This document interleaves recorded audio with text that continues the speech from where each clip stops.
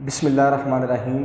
Students of पाक garrison education system Nankana Sahib, अस्सलाम वालेकुम। मैं हूं असद हमज़ा। आज हम क्लास 10th का लेक्चर नंबर 12 चैप्टर नंबर 11 का जो फर्स्ट लेक्चर है उसके इंट्रोडक्शन के बारे में डिस्कशन करेंगे कि होम्योस्टेसिस जो है वो किसे कहते हैं। तो स्टूडेंट्स, फर्स्ट होम्योस्टेसिस क्या है? होम्योस्टेसिस जो है इसे हम कहते हैं कि मेंटेन करना इंटरनल कंडीशन ऑफ बॉडी, यानी कि जिस्म की जो अंदरूनी हालात हैं उनको मेंटेन रखना एट इक्विलिब्रियम, तवाज़न की हालत में उसको कायम रखना with respect to external environmental condition, यानी कि एक्सटर्नल इन्वायरमेंटल कंडीशन, बाहर वाला जो माहौल होता है उस कंडीशन, उस हालात के मुताबिक अपनी बॉडी को एक्विलिब्रियम की हालत में रखना, तवाज़न की हालत में रखना, बॉडी को बैलेंस रखना। तो ये जो सिचुएशन है इसको हम कहते हैं कि ये है होम्योस्टेसिस। इक्विलिब्रियम की हालत कौन सी हालत होती है?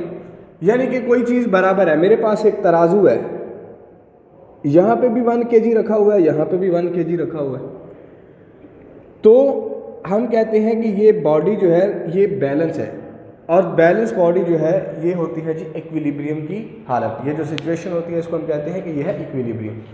तो होम्योस्टेसिस मेंटेन करना इंटरनल कंडीशन ऑफ बॉडी, जिस्म के अंदरूनी हालात को मेंटेन रखना एट इक्विलिब्रियम, मुतवाज़न हालत में, with respect to external environmental condition.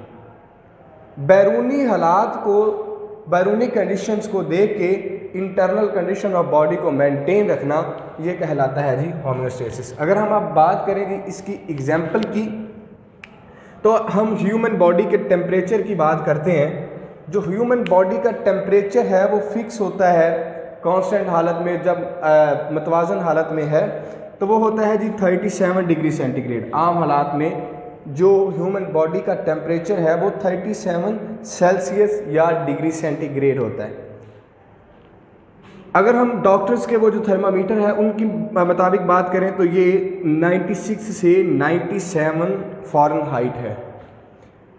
अगर हमारी बॉडी का जो टेम्परेचर है वो इससे ज़्यादा हो जाता है तो हमें फीवर जो है वो महसूस होता है। अगर हम अपनी इन्वायरमेंटल कंडीशन की बात करें तो समर के अंदर हमारा जो बाहर वाला टेम्परेचर है, इन्वायरमेंट का टेम्परेचर जो है वो 25 से 55 डिग्री सेल्सियस है। अगर हम बात करें विंटर की तो ये 0 डिग्री सेंटीग्रेड से या सेल्सियस से 20 सेल्सियस तक होता है। यानी कि गर्मी के अंदर हमारी इन्वायरमेंट का टेम्परेचर जो है वो 25 से 55 तक चला जाता है, और सर्दी हो तो 0 से 20 तक चला जाता है।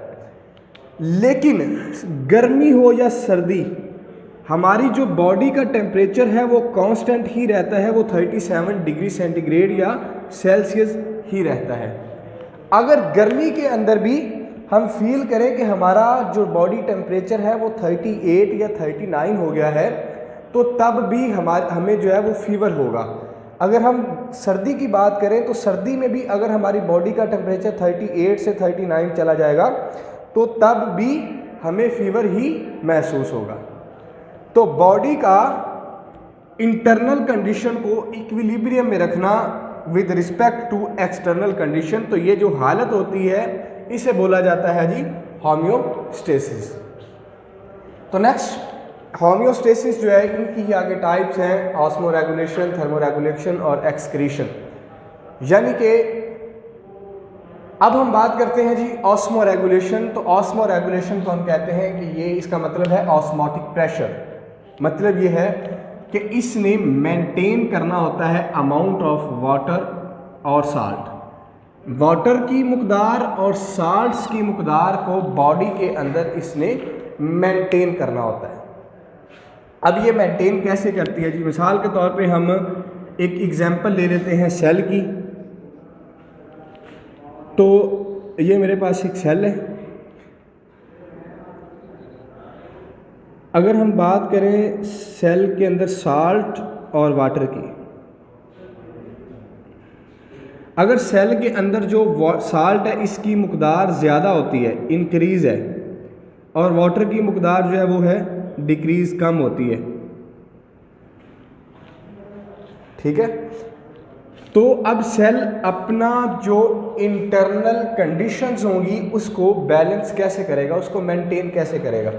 अब अंदर की जानब साल्ट जो है इसकी मकदार ज़्यादा है और वाटर की मकदार कम है, लेकिन जो बाहर वाला बैरूनी एरिया होता है सेल का, वहाँ पे जो साल्ट है उसकी मकदार कम होती है और जो वाटर है उसकी मकदार ज़्यादा होती है।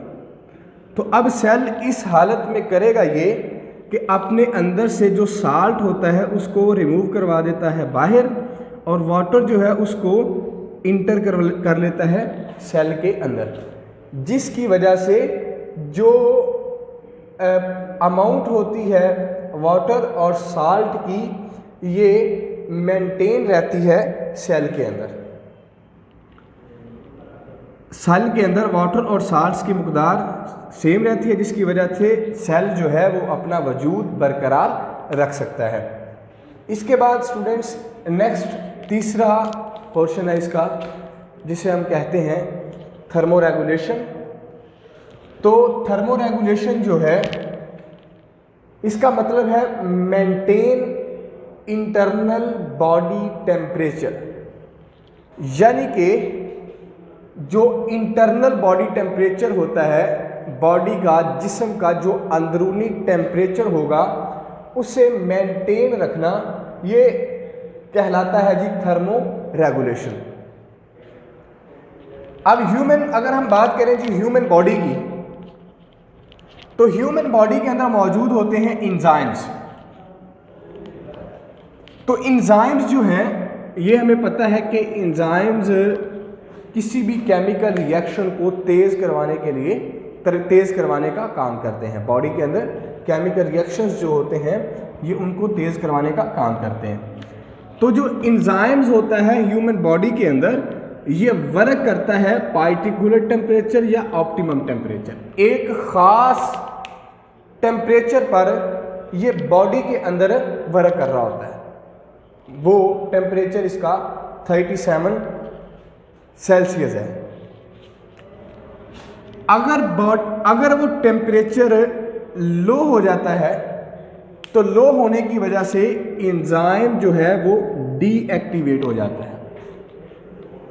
अगर वो टेम्परेचर 37 से लो होगा तो एंजाइम्स क्या करेंगे जी, डीएक्टिवेट हो जाएंगे।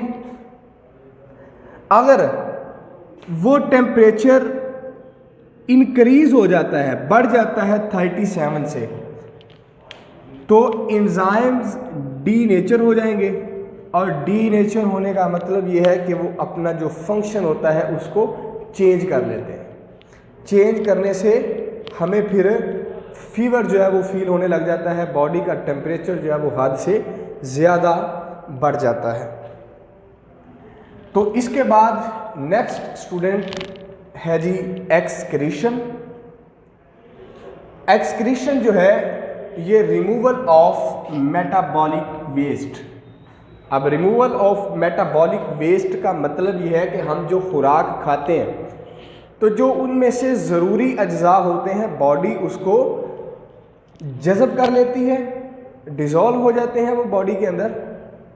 लेकिन कुछ एक्स्ट्रा सब्सटेंसेस होते हैं जो बॉडी को जिनकी ज़रूरत नहीं होती वो बनाते हैं जी मेटाबॉलिक वेस्ट। और उस मेटाबॉलिक वेस्ट को जिस्म से बाहर निकाला जाता है।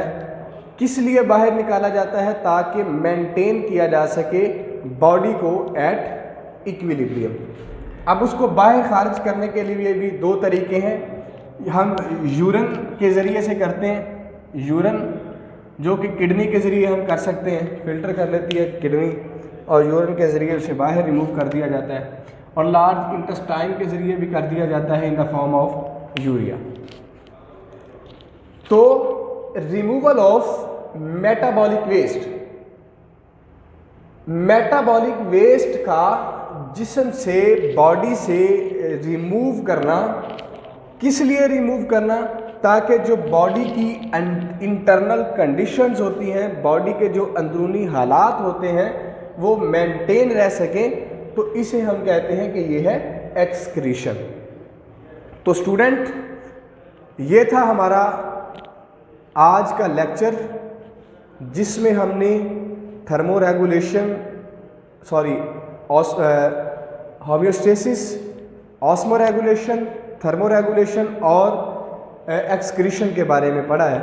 तो हम इसका अब शॉर्ट रिव्यू ले लेते हैं कि हम आज इस टॉपिक के अंदर, इस लेक्चर के अंदर हमने कौन कौन सी चीज़ें जो हैं वो डिस्कस की हैं।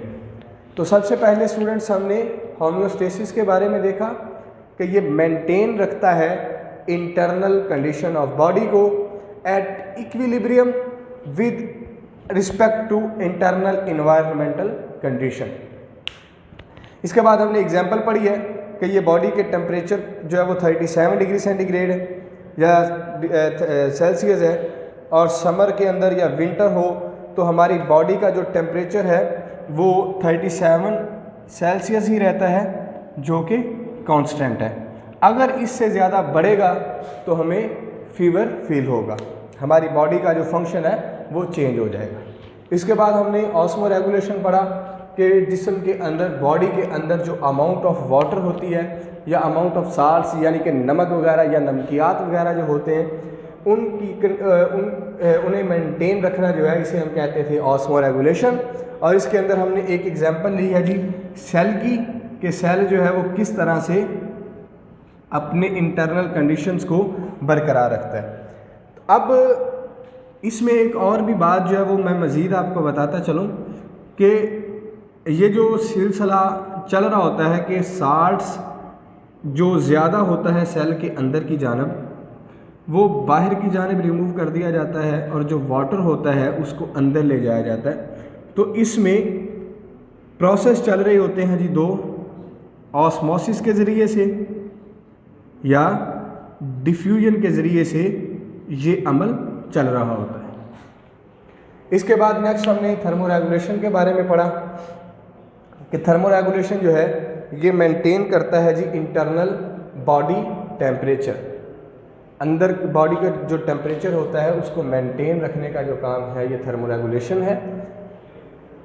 और ह्यूमन बॉडी में हमने पढ़ा कि एंजाइम्स जो है ये ख़ास ऑप्टिमम टेम्परेचर में वर्क करते हैं। अगर वो हद से ज़्यादा होते हैं तो एंजाइम्स डीएक्टिवेट हो जाता है, अगर कम होते हैं इंक्रीज़ होता है तो एंजाइम्स डीनेचर हो जाता है। इसके बाद हमने लास्ट पढ़ा था एक्सक्रीशन कि रिमूवल ऑफ मेटाबॉलिक वेस्ट कैसे होती है और किस तरह मेंटेन रखती है ये बॉडी के इक्विलिब्रियम को।